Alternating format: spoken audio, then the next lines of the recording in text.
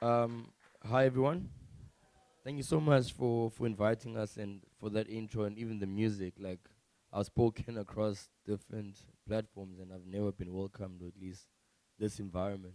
So for me, seeing this environment, seeing here, the people here, Abalapa, from our background, just embracing us and just embracing what we're about. For me, that's beautiful.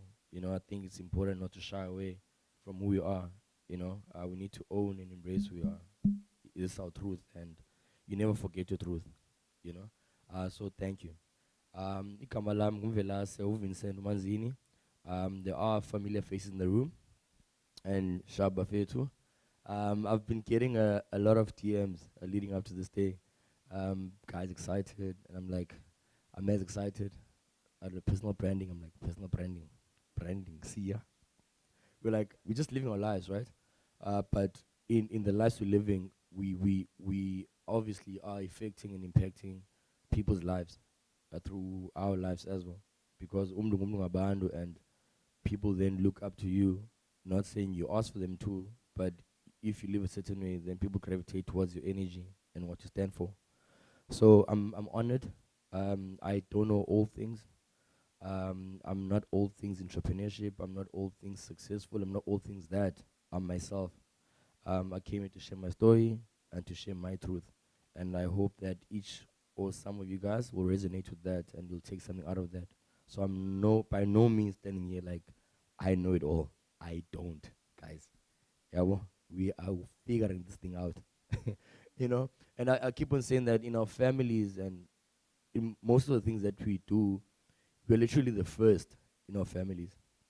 So akho before oyenzileyo, so we are the ones we learn by trial and error, you know. So I'll make mistakes, but I'm not scared to make mistakes because in order to change anything, you can never change something that you're not willing to confront. And I think for me, that's why I'm me and I do what I do because I'm not scared to fail. It's not like someone else has lived here, so it's okay. But I fail forward. That's the difference. Igama lam iRoman. Tatas. um, um, Funny enough, one of the few guys I grew up looking up to in Khayelitsha, this Roman. Like, I was a kid. I was a kid, honestly. I was a kid. Like, I really do. And I still have so much respect for me. Knows. I tell him all the time, I'm like, we might not see each other every day, but I respect you. Because you are one of the people that in the hood, you showed us it's possible. I think more than anything else, growing up in the hood, we lack a lot of role models, a lot of positive stories. And when you hear that one person, we really hold on to that person. And you're like, I wonder what they're doing. Or they did that. So, okay, let me do this. So you kept me going. Like, from afar, I was like, I want to be like that dude. I remember you were at Vodacom, you left, you went to MTN, you relocated, you got married, you were 21. I was watching everything you're doing as a kid. Am I lying? you know, you, like a kid, like he was the first person I've ever heard of was black in my hood going to bishops. I was like, bishops? Let me Google bishops. Even before Google. And I took my firstborn to sex now because I saw that, right? Because it showed me it's possible. We belong there. We belong everywhere. So thank you for that. Um, Umvelase is a guy like any other of you guys. I grew up in Khayelitsha. Not many know this, but I was born in Nyanga East. Nyanga East in 1987. And then when I was 3 years old, my family then moved to Khayelitsha because they then moved people to Khayelitsha, forced removals back in the days, and everyone then shifted towards the Khayelitsha. Um, I had a sibling. She passed on 2008. May soul rest in peace. So the two of us, mother, father. When I was 11, then family then broke apart. Father left. A mom then was a divorcee with two kids. But that day, I was like, I told my mom one thing that I will always make you proud and I'll protect you. I was 11, right? So, yeah, I did that. I'm not like my father, right? I'm not, I'm not my father's mistakes. I want to make my own mistakes. and I'd rather learn from my father's mistakes and not repeat those mistakes, right? So just take that with you. So 11-year-old, I'm like, I'm gonna make my mama proud. So I held on to that, right? So the reason that my parents divorced, funny enough, my mom was um a general worker, like any other mother in the township. She was 46. She wanted to go back to school at 46. So my father was like, "Oh, you wanna date?" Funa our comfort one was your phone up 46, so you're not gonna go to school at 46. So my mom was like, "No, I have desires for my life. I wanna go to school, right?" So my father was like, "It's either you stop this nonsense, or we break up." So my mother chose the latter. They broke up, and she went to school. She finished her grade 11 at 46 years old, superwoman. And then at 47, she then did a matric, night school. At night, she used to study. Um, and then at 51, she graduated. Yeah, yeah. So I was like, ugh. Yeah, she's a superhuman being. She's a superhero. And then at that age, I was like, oh, cool. But our lifestyle changed drastically, right? Because now she's studying at night and she's still a general worker. It means we have to move from shack to shack. So life was tough, you know? Life was very tough. At about 14, 15, like I couldn't even afford a ticket to go to school. I went to Sipon High. So it was really, really stressful because I had to like take the first train to avoid the Kaki at 13, 14. So I don't know, take train marshals, security guards. So they need to make sure that you got a ticket. I didn't have a ticket to go to school. So I used to go with the older guys as a young, skinny kid, and I'd take the first train to town. And I'd get to town and we'd walk to Sea Point each and every day, rain or sunshine, school every day. So I don't know what happened. As a footballer, I used to play soccer. So by virtue of that, I met someone who saw great potential in me and said, look, I don't have money, but I stay in Halpe, Emizamoye too, right? There's an informal settlement there. So come and stay with me, and then you can play for my club, and I'll make sure that at least you can commute to school. But now the catch to that is this guy had a taxi. So it meant from Thursday to Sunday, I used to be a guardian in the taxis. So I used to shout, hello, retreat. I was those guys. But that meant I had a bit of pocket money, right? I could send money home. I could bother my mom less. I could help and contribute. I think so that kept me going. And my grand used to sell ginger beer in the hood at Khmer. So every day I used to go collect bottles to clean them up, and we sell Khmer. So from a very young age, unaware, so looking back now in retrospect, the seed has always been planted in me to become an entrepreneur. I didn't know what it was, but for me it was a survival tactic. We had to figure it out. Um, and then after that, I worked as a guy at a taxi rank for 4 years, washing taxis, um, all of that, getting insulted, sleeping at a rank. So I think one of the lessons that I'd like to impart is always keep the main thing the main thing, right? Keep the main thing, and your goal should be clear, and you should not be apologetic of why you are doing what you're doing. You know, you do what you're doing because it's your truth and it's what you need to do to get yourself to that point because you can see it. Once you see it and once you believe it and once you say it, the universe will conspire with you. Like a lot of people are looking at others people's realities and they compare their realities. That's not your reality. You, when you go home alone, you are with yourself. You are with your own truth. You need to be accountable to you. So I think from a very young age, I was aware of that. That like, this is temporary. I remember when we were taxi kachis there with my colleagues. I used to see like cars driving past. I'm like, I'm gonna buy that. They're like, I've been saying, man, stop dreaming when man. Span. And I'm like, Zabana, to yapambani kalile gele. But I was like, I'm gonna have it. True to that, I remember walking from Sea Point to the train station, right? I was like, you know what? Today, let me pass the waterfront, the VNA, because I'm a big window shopper. I was a big window shopper. I'd go and be like, yo, this sneaker, how much? 600. Ah, sure. And so, yeah, and I go home. Yeah, well, so I used to like every shop, everything. If I see a queue, I'd be like, what's happening? They're like, okay, they employing someone, so they're handing out forms. I'm like, I have a sister. So I'd go stand there the entire day waiting for forms for my sister. I was that person. I wanted to know what the hell is happening. Why are people gathered here? Like, if I were to see you back then sitting here, I wouldn't walk past. I'd walk in. I'm like, what's happening? Why didn't I know? How can you be part of it, right? Yeah, you have to. Um, fast forward matters. Um, I went to this dealership. There was a dealership here at the IMAX opposite the VNA. I don't know. Some of you might know, some not. But it's a BMW dealership. So I'm like, hey, I'm bored. I'm hungry. Hey, but these BMWs are nice. So let me just go walk into BMW today. Yes, we are going in. Siyabangen. So I went in there, and I was like, um, I wanna find out how much is this car. It was an M3. 14-year-old. How much is the BMW? I have no money to go home, and I'm hungry. But we will kill time until it catches here.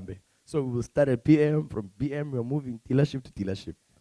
But this guy was like, you know what? Maybe he was bored as well. But the salesman was like, yo, kid, come, let me show you. So this guy was like explaining, if you put a deposit of 10%, you're paying this. I'm like, I'm there.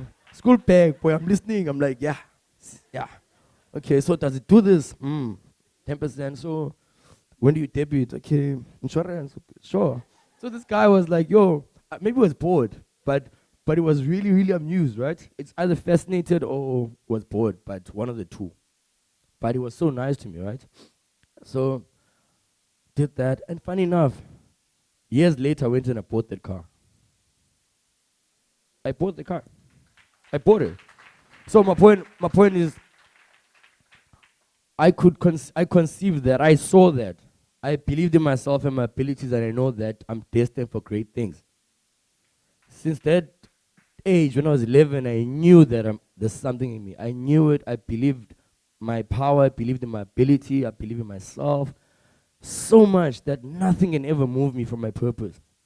And I think for me, I've always been honest to myself. Yeah, well, I've always been honest, but even when I'm doing something that's not supposed to be the way I'm doing it, I'll call myself out. I'm like, this is not you. So I think you need to check yourself each and every day. Don't want to be the cool guy in the room. Be yourself. Honestly, because even the guy next to you or the girl next to you, nah, they're not sure. And now you're copy alone, but nah, I go sure. Who copy answer wrong? You get, like, honestly. So did that. Um. So my mom, then now I'm 18, right? So my mom now is a nurse. She's working, and then she's like, "Yo, you're 18." And then there are two things. It's either, so I'm in matric here, then 18, and she says, I don't have money, you know our situation at home, we're still improving, right? So we have two options. It's either you go study, or you go become a man, you go look. Guess what Vincent chose? For my daughter. I was like, school, I'll see you, but I don't want to be a man now, right? And understand that since I was 11, I had to fend for myself. So I felt I was ready, right? I had to grow up so quick. I couldn't become a child. I was never a child because I had to grow up. I did not have that opportunity to become a child. Um, went to the initiation school, came back. I'm like, Dindota. And then now there was a catch to this thing. They're like, okay, cool, Dindota. So I'm like, you can't be asking for even a roll on. I'm like, ish, bad option. But ketile. So, Fast forward matters. Then I was like, let me get a job. Like most of us, it's either retail or call center or a waitressing. Eh? No, I started there. So there was a spot in Halpe. A friend of mine was like, yo, Vince, they need a runner in Halpe restaurant. I was like, runner, chief, what do they do? Like, no, take plates. I'm like, jump, I can run. I was playing football, so runner. That is me. Let's run, boy. So I'm like, runner, here we come. So I got there first day, and the leftovers in the kitchen, I used to destroy those, eh? You know, you know, growing up, even now they say "Abelunga bakgqiba ukutya," so they used to like leave like I'm like, what? There's still meat there. Yeah, dog. I won't even flex. I used to chow that food at the back. So I remember, and then on Saturdays, the not so great thing about my job on Saturdays, I used to be like a mascot. They had specials, so I used to wear like a big fish, and I had to direct people to the. So crazy. My friend stays there, he's got a house in Halpay. So now we go there and we're like, views. But I'm like, hey, dog, that's love and sham. Then he things the fish up. I tell him all the time. Um, so that happened. And then from there onwards, went to a call center where you used to like sell insurance, used to lie to people. But yo, I got a number from a database, Vodacom and MTN. There's this amazing special. Wada. Call me later. Or don't call me. Hang up. So I experienced that. I experienced rejection, but also I had a thick skin because I knew that people are going through the most. From a young age, it's like, this is not about me. I'm performing a function here. So you must always know what can or has the ability to take away your peace. Don't give everything or every situation power over your peace and sanity. It's not about you. This is work. Get over yourself. So the sooner you get over yourself, the better it is. Eh? So yeah, I worked at call centers, and then I got a breakthrough to go work at Vodacom. I'm like, Vodacom, because remember it, I grew up looking up to him, and I heard he worked at Vodacom, and I went to Vodacom, and I got a job at Vodacom. Like, yes, right path now, right path. Yeah, got a Vodacom. Did the most typical thing. Went to buy cars. I had a car, very young. In the hood, I became so popular. I'm like the guy that, yeah, fikile ngoku. Was I was tall. Um, but with that being said, but I was like, I'm earning so much. Yeah, I'm at Vodacom, I'm young, and now I'm starting to enjoy a bit of money. Mom is working, things are getting better, you know. Finally, Nati, we can be happy as a family, right? Nati, finally, we can have a car and not go to the mall using a taxi all our lives. Now there's someone in the house who can afford these things, right? At 21, I can now fly. My first flight, I was 21. I'm like, yeah, no, siyaphila ngoku. And then God had a different plans for our lives. At 21, then my sister then died in a car crash. Bah, boom. I'm like, what? You know, and with these plans, bah, we're gonna do this thing, and then she died. That was the turning point of my life because at that point, I was like, it forced me to introspect. It forced me to be honest with myself and to ask myself, Vince, are you living your truth now? Is this what you came to this earth to do? And if you're to die tomorrow, would you be happy with the legacy and the life you lived? And I was like, ah. And then one day during my lunch break at Vodacom, I just stood up and I resigned. Yeah, I stood up and I just left. Like, Vince, what? I'm like, guys, I want to become a DJ. I want to change lives as well and create jobs. That's what I want to do. I'm not going to be a billionaire sitting here.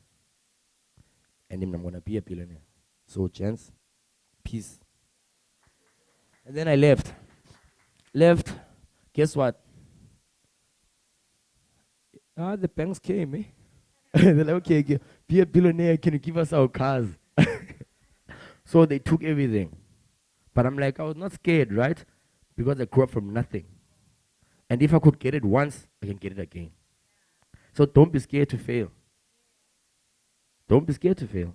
It's failure is just temporary, man. You know, you're learning more ways of doing it better. That's just failure. That's that. It's nothing personal. Just failure. There, but when you're stronger than that, you're stronger than a situation. Because when you are you and when you are permanent. Situations change. Don't be a situation. Be yourself. So proceeded, and I was like, I'm gonna learn how to DJ. And I don't know, I first resigned before I could learn how to DJ. I'm like, Vince, what am I gonna do? I'm sitting there and my mom and everyone is like worried. I'm like, guys, don't worry, I got this. I've learned how to DJ. Life was tough. Life was tough. I really hit a dip. But I was at peace, man. Because I I I live my truth. And I think when you live and operate in the truth, you're not shook by anything. You're like, this is a lula, man. You know, kuka ngetolo uthandaze nale iyadlula. That's what happened. I was like, I wanna be the change in my community.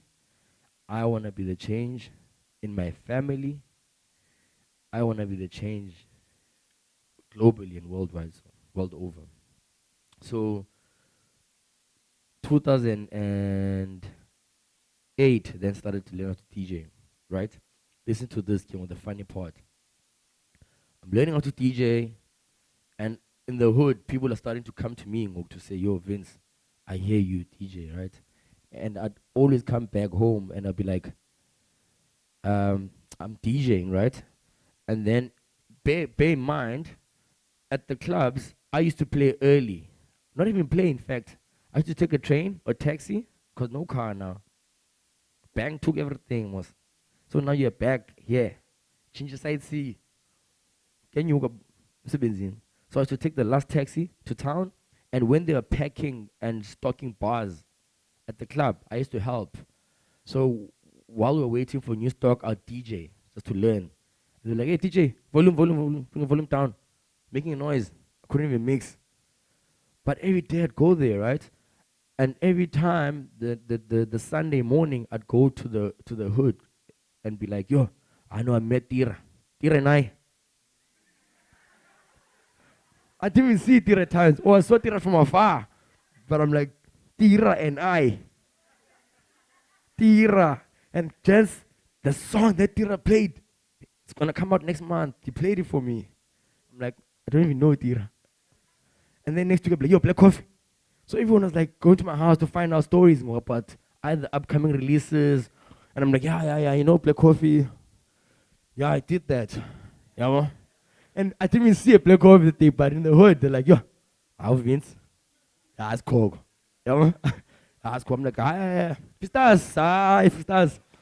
Don't tell me about Pistas. I'm like, he knows. He's like, he knows, yo. Didn't even see these guys. The time they play, I'm gone, bro. I've been bounced or whatever. I didn't even make it to the booth when they're there.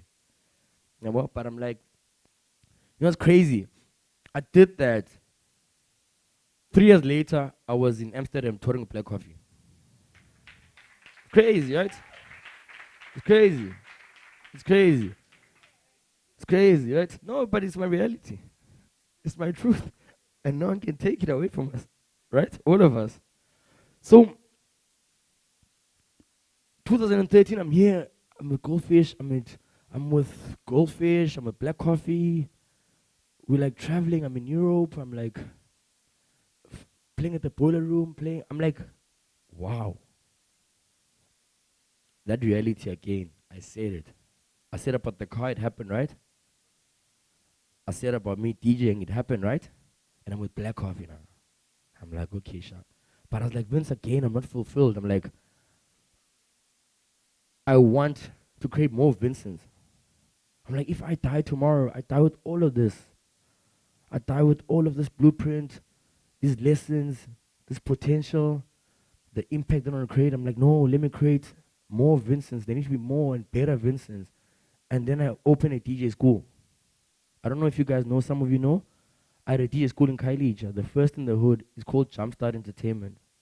I used to manage artists as well, the likes of Heavily Cortez and so forth. I was like, Vince, you'll DJ later, park it now. Let's focus on building the hood up. Let's make sure that even if now you're to die tomorrow, there's more of you. Started that. Entered the SAP Kickstart.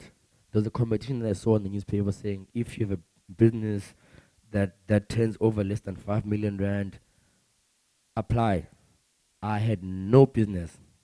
I applied. Guys. I was the Abangena. I've got an idea. See Abangena. Idea, jam. Guess what? I won there too. Yeah, I won SAP Kickstart regionally, and then I went nationally. In 6 months, I had built a business that turned over 5 million rand, and I won nationally, and I was the People's Choice Award. So I took 2 awards without a business a year ago. Right? Right? Because Carlito. So I was like, I want more, man. I want more because there's more. There's more because if I could do this, I could do more. Like, guys, the power that you have in you is amazing. It's amazing. Like, if you could unlock the potential that you have and say, uye ukuthi abantu bazothini. Stop impressing strangers at your own expense. Because you are taking and putting strangers before your own reality, before your own truth. Love yourself more. No one is going to do it for you. Believe in yourself more. No one owes you nothing. Asikyalani nix. Nix. Not your mother, father. No one owes you shit. In fact, you owe the world. You owe the world. I think a lot of us feel so entitled that the world owes us. No. We are breathing. We are part of an entire ecosystem, Elizwe. We are breathing. We have oxygen. What are you contributing to the world? Like what? Like honestly, like what are you bringing? What value are you bringing? You must wake up every day and add value. We don't live in isolation. We live amongst plants. We live amongst a lot of things, a lot of energies. We are also energy. So what are we adding to this universe? So every day wake up and ask yourself, what am I bringing? Before asking myself, why am I not getting this? No one owes you shit. So did that. I'm like, so 2011, let me try and hurry up. 2011, then Uloyiso and I were from Khayelitsha, DJ Lloyd. Some of you might know him, some not. We're like, hey, Chief, you're doing great stuff. I'm doing great stuff here. But I feel like Cape Town needs a voice. Because for the longest time, when people in Cape Town, especially people of color in Cape Town, do stuff, they want to go to Joburg. I was like, we will never change Cape Town if you all leave Cape Town. Right? So we need to be the sacrifice for Cape Town. We need to create a conversation bigger than us. We need to create platforms that other people can build on top of. Because if we leave, we'll just be another big DJ in Joburg. But people don't know the story. They don't relate. It doesn't have the same impact that it could have if we do it from here. It's going to be hard, but it's fun because it's hard. Right? It's not supposed to be easy. So we decided to form a company 2011 called Ikapa Live. Some of you might know, some not. Ikapa Live, it was an online magazine that wanted to showcase the amazing stories that exist within townships. From your artistry to your tech. But at the time, we were way ahead of our time. Like, we trended when trending was a thing, but now with no money. So every DJ money we had, we paid developers. And people did not have internet.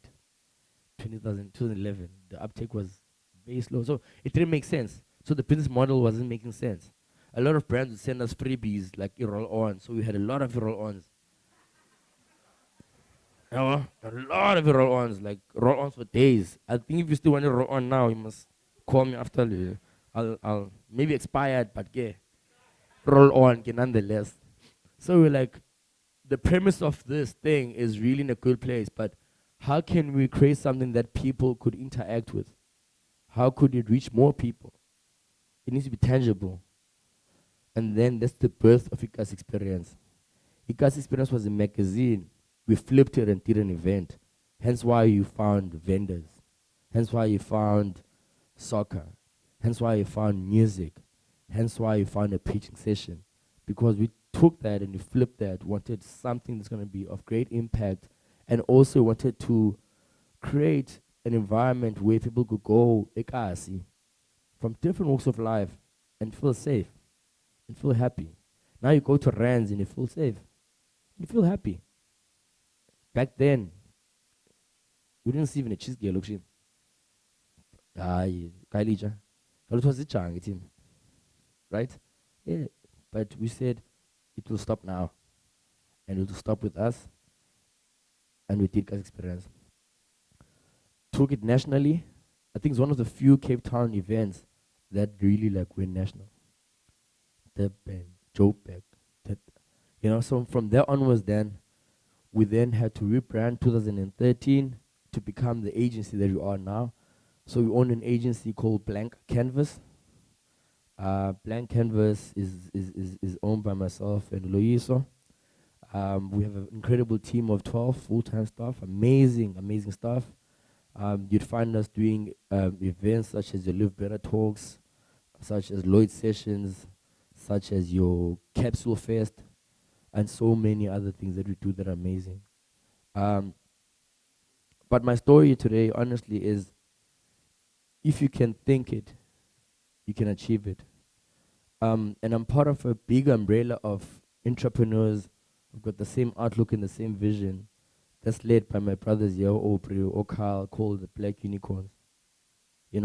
I think with them and just meeting them and reconnecting with them, what brings us closer is the desire to build things that will outlive us. I think we understand the fact that we've got a bigger responsibility, especially us as Africans, to own our narrative and to tell our own stories. Because no one can tell our own stories better than us, than we do. We live that. It's a lived experience. So the amazing project that we're working on, we're super blessed and really I'm inspired to see each and every one of you guys here today, because it means that you are serious about your future. You are serious about this country. You are serious about making sure that we build and we change the negative about our country, and we own our stories and our truth. We belong here. We belong here. We belong here. We should be waking up next to these yachts. This shouldn't just be a once-off thing when there's heavy chefs. This is ours. Just don't be apologetic. Claim it. Work for it. Believe it. But don't base as well your life on material things. Base your life on your purpose. Things will come to you. Money will come, guys. Money always follows you. Money will come. Honestly, money will come. You see money, you lose money, money will come. Money is nice. Money is nice. I won't sit here and say, money is not nice. Guys, money is nice. And I want more. And I'm going to get more. Right? But my focus is excelling in anything that I do, being present in every moment, and making sure that whatever I say I am, I live up to that each and every day. Right? So I think that we should own that. I always say that money is a byproduct of excellence. If you're sweeping Strato, be the best sweeper ever. If in a restaurant, be the best. Because people will never forget how you made them feel. People never forget what you did for them, but will never forget the kind of emotion that you left. I think I'll take 5 minutes. Can I take 5 minutes? Can I do 5 minutes? I'll tell a story, right, before I leave. Um, so back in the day, I always mess up the story, right? But we'll figure it out. So back in the day, there were the guys in it's a stories. So please don't kill me if I mess it up. So back in the day, there was a guy who was a gold trader. The time there were gypsies and pharaohs and so forth. So this gold trader was using a camel and he had to commute from where he lived to another destination, which is about probably 1,000 kilometers away, using a camel. So it's a couple of days, right? So this poor guy, gypsy, went to this fair and said, "Look, gold trader, look, I'm going to the same direction. You're going to be alone for X amount of days. Can I also like journey with you towards the same direction? I'll make the fire. I'll do anything you need me to do, but I need a lift." There are no Ubers then. So this gold trader was like, "Okay, cool. Let's go together, right? You will make sure that you get the water, make whatever the bed, whatever that you need to do. You'll be that skivvy boy for me, right? Because I'm giving you a lift." So as as you would when you're traveling with any stranger, after a couple of minutes, you then build a rapport. You speak most like, "Who are you? Where you from?" and so forth. So they started building a rapport with this dude. So this gold trader is a very rich guy. This is a poor guy, and they're starting to chat, and they're getting to know each other. And then so day one went, they slept. Day two, they woke up, they journeyed the entire day, and they really built a rapport because you're stuck with this person for 3, 4 days. And I think the last day they then got to the destination. And when they got to their destination, the guy felt so bad. This poor guy was like, "You know what? You've been so good to me. You gave me a lift. You welcomed me. You fed me, and I need to get this off my chest." So this guy was like, What are you talking about?" He's like, "I wanted to steal a gold. The entire trip, I was trying to steal a gold." And this guy was like, "Yeah, I know, bro. That's why I took the gold and I put it in your bag." So my point is, don't focus on the other person's bag. The gold is in you. Look inside you and be the best version you can be. Thank you.